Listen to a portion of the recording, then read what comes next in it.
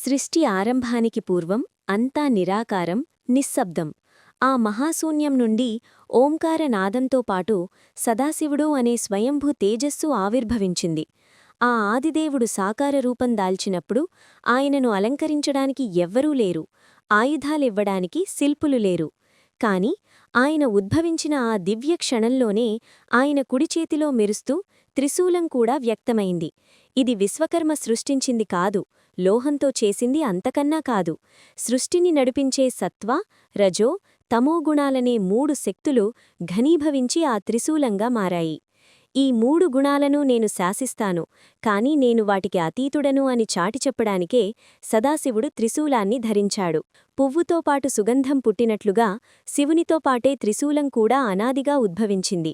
దుష్టశక్తులను అణిచివేస్తూ ధర్మాన్ని రక్షించే శివునిలో ఆ త్రిశూలం ఒక విడదీయరాని భాగమయింది.